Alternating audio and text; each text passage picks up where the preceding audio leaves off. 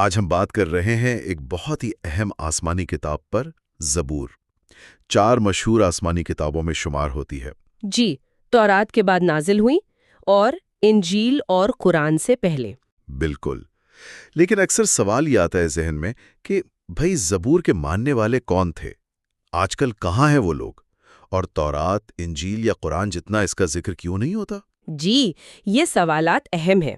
تو آج اسی پر بات کرتے ہیں، دیکھتے ہیں کیا معاملہ ہے۔ جی، آج کی اس گہری گفتگو میں ہمارا مقصد یہی ہے کہ زبور کی تاریخ، اس کا مواد کیا ہے، اس کی اہمیت کیا تھی، اور خاص طور پر وہ پیشگوئیاں جن کا ذکر ہوتا ہے۔ اچھا، پیشگوئیاں۔ جی، خاص طور پر نبی آخر الزماں صلی اللہ علیہ وآلہ وسلم کی بعثت کے حوالے سے جو باتیں کی جاتی ہیں ان کو سمجھنے کی کوشش کریں گے۔ ٹھیک ہے، تو پھر شروع کہاں سے کریں؟ تاریخ سے؟ میرے خیال میں حضرت موسیٰ علیہ السلام کے دور سے بات شروع کرنا بہتر رہے گا۔ ٹھیک ہے، یعنی تقریباً 1500 قبل مسیح۔ جی، جب بنی اسرائیل کو مصر کی غلامی سے نجات ملی تھی، وہ مشہور واقعہ۔ اور پھر صحرائے سینا کا سفر، کوہ طور، وہیں تورات نازل ہوئی۔ بالکل، وہ بنی اسرائیل کے لیے پہلی جامع شریعت تھی۔ اس کے بعد کیا ہوا؟ تورات تو آ گئی تھی۔ اس کے بعد ظاہر تاریخ آگے بڑھتی ہے۔ حضرت شاؤل علیہ السلام کا ذکر آتا ہے، پھر طالوت بادشاہ ہوئے۔ قرآن کریم میں بھی ذکر ہے سورۃ البقرہ میں۔ جی، طالوت اور جالوت کا قصہ۔ بالکل، وہ فلسطینی فوج سے فیصلہ کن جنگ ہوئی۔ اور اسی جنگ میں وہ نوجوان حضرت داؤد علیہ السلام جو پہلے چرواہے تھے۔ جی ہاں، انہوں نے جالوت کو شکست دی۔ اور پھر وعدے کے مطابق فلسطین بنی اسرائیل کے حوالے ہوا۔ حضرت داؤد علیہ السلام بعد میں بادشاہ بنے، بیت المقدس کو دارالحکومت بنایا، اور وہ تابوت سکینہ بھی واپس لایا گیا۔ تو اس وقت تک شریعت تو تورات ہی چل رہی تھی۔ جی، بنیادی شریعت تورات ہی تھی۔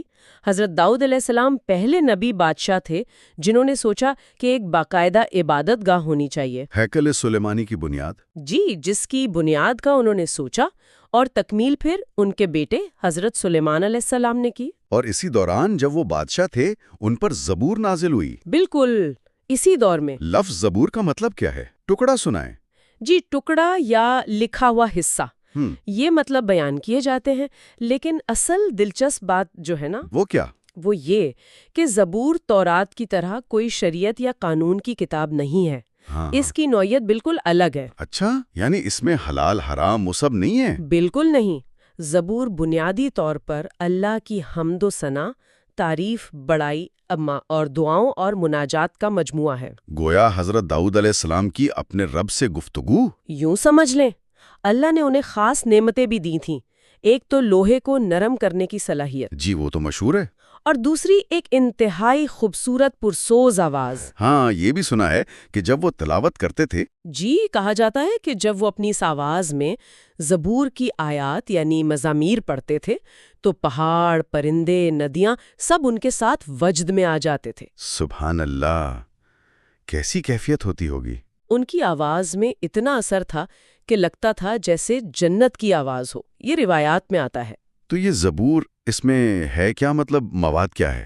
دیکھیں، زبور میں کل 150 مضامین یا مزامیر ہیں جنہیں انگریزی میں سامس کہتے ہیں۔ 150، ٹھیک۔ اور عبرانی روایت میں انہیں 5 حصوں یا کتابوں میں تقسیم کیا جاتا ہے۔ 5 حصے؟ اس کی کوئی خاص وجہ؟ شاید مختلف ادوار کی مناسبت سے ہو یا موضوعات کے لحاظ سے۔ اس پر مختلف آراء ہیں۔ ان میں کچھ مشہور مزامیر؟ جی، جیسے مزمور 119 سب سے لمبا ہے، 176 آیات ہیں، اور مزمور 117 سب سے چھوٹا، صرف 2 آیات۔ اچھا۔ اور ایک دلچسپ گروپ ہے مزامیر 160 سے 134 تک کا، انہیں انشید سعود یا سانگز آف اسینٹ کہتے ہیں۔ Songs of ascent? جی، روایت ہے کہ یہ وہ گیت تھے جو زائرین ہیکل سلیمانی کی طرف جاتے ہوئے یا وہاں سیڑھیاں چڑھتے ہوئے پڑھتے تھے۔ تو یہ عبادات کا حصہ تھے۔ بالکل، اس سے پتہ چلتا ہے کہ زبور کا تعلق روحانی کیفیات اور عبادت سے گہرا تھا۔ کوئی مثال دے سکتی ہیں اس کے انداز کی تاکہ سمجھ آئے کہ کیسا کلام ہے؟ جی، مزمور 23 بہت مشہور ہے۔ اس کا مفہوم کچھ یوں بنتا ہے کہ خداون میرا چرواہا ہے، مجھے کمی نہ ہوگی، وہ مجھے ہری چراگاہوں میں بٹھاتا ہے، راحت کے چشموں تک لے جاتا ہے۔ جی سنا ہے۔ چاہے موت کی وادی سے گزروں مجھے ڈر نہیں، کیونکہ تو میرے ساتھ ہے، تیرا عصا اور تیری لاٹھی مجھے تسلی دیتے ہیں۔ یہ پورا مزمور اللہ پر توکل، شکر اور محبت کا اظہار ہے۔ بہت خوبصورت۔ تو بنیادی طور پر حمد، شکر، توکل یہی رنگ ہے۔ یہ غالب رنگ ہے، لیکن اس کے علاوہ توبہ، مدد کی فریاد، دشمنوں سے نجات کی دعائیں، حکمت کی باتیں، یہ سب بھی ملتا ہے۔ مطلب انسانی جذبات کا پورا ایک اسپیکٹرم ہے۔ لیکن معاشرتی قوانین یا الگ شریعت وہ نہیں ہے۔ جی نہیں، وہ نہیں ہے۔ یہ بنیادی فرق ہے تورات اور زبور میں۔ ٹھیک ہے، اب آتے ہیں اس طرف کہ مختلف مذاہب اسے کیسے دیکھتے ہیں۔ اسلام میں تو واضح ہے 4 آسمانی کتابوں میں سے ایک۔ جی، قرآن میں ذکر ہے، حضرت داؤد علیہ السلام پر نازل شدہ مانا جاتا ہے۔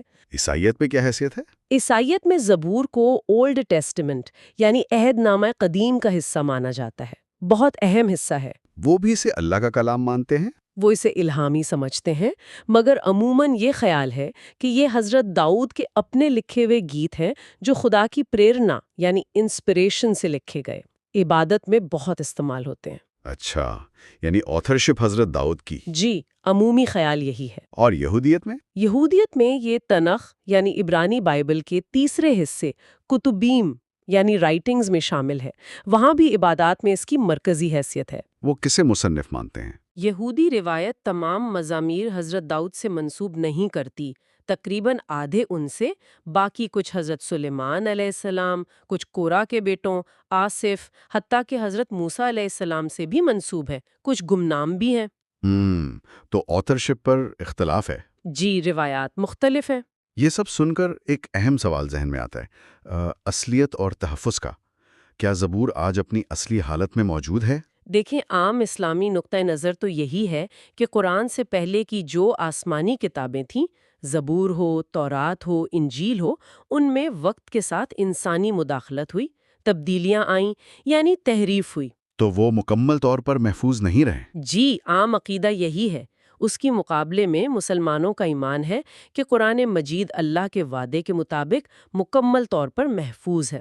اللہ نے خود ذمہ لیا اس کی حفاظت کا۔ بالکل، اسی لیے اگر کوئی کوشش کرتا بھی ہے، جیسے وہ امریکہ سے مثل توحید نامی ورژن کی بات ہوئی تھی، جی تو وہ کامیاب نہیں ہو سکتی، کیونکہ اصل قرآن کرولو سینوں میں اور اوراق میں محفوظ ہے۔ تو کیا یہ سمجھنا چاہیے کہ پچھلی کتابوں کا محفوظ نہ رہنا اور ان کا شاید اس دور کی ضروریات تک محدود ہونا، یہ بھی قرآن کے نزول کی ایک وجہ تھی؟ بالکل، یہ حکمت سمجھی جاتی ہے کہ قرآن ایک آخری، مکمل اور ہمیشہ کے لیے محفوظ ہدایت بن کر آیا، جو پچھلی تعلیمات کی تکمیل بھی کرتا ہے اور ان کی اصل شکل کو واضح بھی۔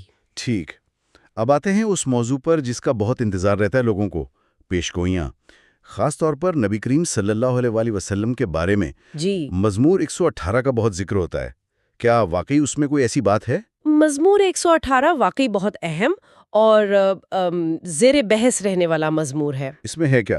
اس کی شروعات خدا کی حمد اور شکر سے ہوتی ہے، پھر بات کرنے والا، جو روایتی طور پر حضرت داؤد علیہ السلام سمجھے جاتے ہیں، اپنی مشکلات کا ذکر کرتا ہے۔ کیسی مشکلات؟ کہ دشمنوں نے گھیر لیا، شہد کی مکھیوں کی طرح۔ وہ خدا پر توکل کا اظہار کرتا ہے، انسانوں پر بھروسے سے منع کرتا ہے اور کہتا ہے کہ خدا کے نام سے میں ان دشمنوں کو کاٹ ڈالوں گا۔ یہ حصہ تو لگتا ہے جیسے حضرت داؤد علیہ السلام کی اپنی زندگی کی عکاسی ہے، ان کی جنگیں وغیرہ۔ جی، ابتدائی حصہ تو ان کے حالات پر پورا اترتا ہے۔ تو پیشگوئی کہاں ہے پھر؟ پیشگوئی والا اہم حصہ آتا ہے آیت 19 کے آس پاس سے، لہجہ بدلتا ہے، بات ہوتی ہے صداقت کے پھاٹکوں کی، خداوند کے گھر کی، اور پھر وہ مشہور آیت، کون سی؟ جس پتھر کو معماروں نے رد کیا وہی کونے کے سرے کا پتھر ہو گیا، یہ خداوند کی طرف سے ہوا اور ہماری نظر میں عجیب ہے۔ ہاں، یہ آیت تو بہت سنی ہے۔ The stone which the builders rejected has become the cornerstone۔ جی بالکل، اس کے بعد ہے کہ مبارک ہو وہ جو خداوند کے نام سے آتا ہے، اور پھر آخر میں قربانی کو مذبح کے سینگوں سے باندھنے کا ذکر ہے۔ یہ کونے کا پتھر، اس کی کیا تشریح ہے؟ یہ رد کیا ہوا پتھر کون ہے؟ دیکھیں، اس پر بہت مختلف تشریحات ہیں۔ اسلامی مفسرین کی ایک بڑی تعداد کہتی ہے کہ یہ رد کیا ہوا پتھر بنی اسماعیل یعنی عرب قوم ہے۔ اچھا، وہ کیسے؟ کہ اس وقت کی دنیا میں بنی اسرائیل وغیرہ انہیں نظر انداز کرتے تھے، کم تر سمجھتے تھے، امی یعنی ان پڑھ کہا جاتا تھا۔ ٹھیک۔ لیکن یہی قوم اسلام کی بدولت دنیا کی رہنما بنی، مرکزی حیثیت اختیار کر گئی، جیسے کوئی بیکار سمجھا جانے والا پتھر عمارت کا سب سے اہم کونے کا پتھر بن جائے۔ دلچسپ تشریح ہے۔ اور وہ خداوند کا گھر، مذبح، قربانی؟ جی، اس سے مراد بیت اللہ یعنی کعبہ، قربان گاہ اور حج کی قربانی لی جاتی ہیں جو مکہ سے وابستہ ہے، کیونکہ یروشلم میں حضرت داؤد کے زمانے میں وہ ہیکل اور نظام ابھی مکمل نہیں تھا۔ تو یہ تشریح اسے مکہ اور اسلام سے جوڑتی ہے۔ جی، بہت واضح طور پر۔ کیا یہودی اور عیسائی بھی اسے پیشگوئی مانتے ہیں؟ یہودی علماء میں مختلف آراء ہیں۔ کچھ اسے حضرت داؤد کی اپنی کامیابی یا بابل کی قید سے واپسی کے بعد ہیکل کی تعمیر نو سے جوڑتے ہیں۔ کچھ نے تو کوشش کی کہ اس مزمور سے حضرت داؤد کا نام ہی ہٹا دیا جائے تاکہ اہمیت کم ہو۔ شاید عیسائی حضرات اسے زیادہ تر حضرت عیسیٰ علیہ السلام پر منطبق کرتے ہیں، خاص طور پر جب وہ یروشلم میں داخل ہوئے۔ اچھا، لیکن ایک بات آپ نے پہلے کہی تھی انجیل کے حوالے سے۔ جی، وہ بہت ہی اہم نکتہ ہے۔ انجیل میں متی باب 21 میں حضرت عیسیٰ علیہ السلام خود اس کونے کے پتھر والی آیت کا حوالہ دیتے ہیں۔ وہ خود اس کا ذکر کرتے ہیں؟ جی، اور پھر اس کی تشریح کرتے ہوئے فرماتے ہیں، مفہوم یہ ہے کہ کیا تم نے کتاب مقدس میں نہیں پڑھا؟ اس لیے میں تم سے کہتا ہوں کہ خدا کی بادشاہی تم سے یعنی بنی اسرائیل سے لے لی جائے گی اور اس قوم کو دے دی جائے گی جو اس کے پھل لائے۔ یہ تو بہت واضح ہے۔ اور آگے فرماتے ہیں، اور جو اس پتھر پر گرے گا ٹکڑے ٹکڑے ہو جائے گا، لیکن جس پر وہ گرے گا اسے پیس ڈالے گا۔ یعنی حضرت عیسیٰ علیہ السلام خود کہہ رہے ہیں کہ یہ پیشگوئی کسی ایک فرد کی نہیں، ایک قوم کی ہے۔ جی بالکل، ایک ایسی قوم جسے بادشاہی ملے گی اور وہ اتنی طاقتور ہوگی کہ دشمنوں کو پیس ڈالے گی۔ تو یہ کس پر زیادہ فٹ ڈرتی ہے؟ اب اگر تاریخی طور پر دیکھیں تو وہ رد شدہ پتھر کون تھا؟ وہی عرب قوم بنی اسماعیل جو امی کہلاتے تھے۔ اور پھر وہ اسلام لا کر کونے کا پتھر بنے۔ بالکل، اور انہوں نے اس وقت کی سپر پاورز روم اور فارس کو شکست دی۔ جو ان سے ٹکرایا وہ واقعی پیس دیا گیا۔ جبکہ حضرت عیسیٰ علیہ السلام کے ابتدائی پیروکار تو خود مظلوم تھے۔ جی، وہ تو صدیوں تک ظلم سہتے رہے۔ تو حضرت عیسیٰ علیہ السلام کی اپنی تشریح کی روشنی میں یہ پیشگوئی نبی کریم صلی اللہ علیہ وآلہ وسلم اور امت مسلمہ پر زیادہ پوری اترتی نظر آتی ہے۔ یہ تو واقعی ایک بہت اہم نکتہ ہے۔ جی، تو آج کی ساری گفتگو کو اگر سمیٹا جائے تو زبور بنیادی طور پر حضرت داؤد علیہ السلام پر نازل ہوئی کتاب ہے، حمد و ثنا اور مناجات پر مشتمل۔ جی، شریعت کی کتاب نہیں۔ اسی لیے شاید اس کے ماننے والوں کا کوئی الگ مستقل گروہ نہیں بنا جیسے یہودی یا عیسائی بنے۔ یہ کہا جا سکتا ہے۔ اسلام، عیسائیت، یہودیت سب اسے مقدس مانتے ہیں، لیکن نوعیت، مصنف، تحفظ، ان چیزوں پر مختلف خیالات ہیں۔ بالکل۔ اور اس میں موجود پیشگوئیاں، خاص طور پر مزمور 118 کی کونے کا پتھر والی، بہت اہم ہیں، اور ان کی تشریح میں نبی آخر الزماں صلی اللہ علیہ وآلہ وسلم اور امت مسلمہ کا ذکر نمایاں طور پر کیا جاتا ہے۔ جی ہاں، یہ ایک مضبوط تشریح ہے۔ تو یہ تو خلاصہ ہو گیا۔ جی، اور آخر میں ایک سوال شاید چھوڑنا مناسب ہوگا غور و فکر کے لیے۔ ضرور۔ وہ کیا ہے؟ وہ یہ کہ زبور جیسی قدیم کتابیں، ان کا مشترکہ ورثہ، ان پر یہ مختلف تشریحات، ان سب کا مطالعہ آج کل بین المذاہب تعلقات پر کیا اثر ڈال سکتا ہے؟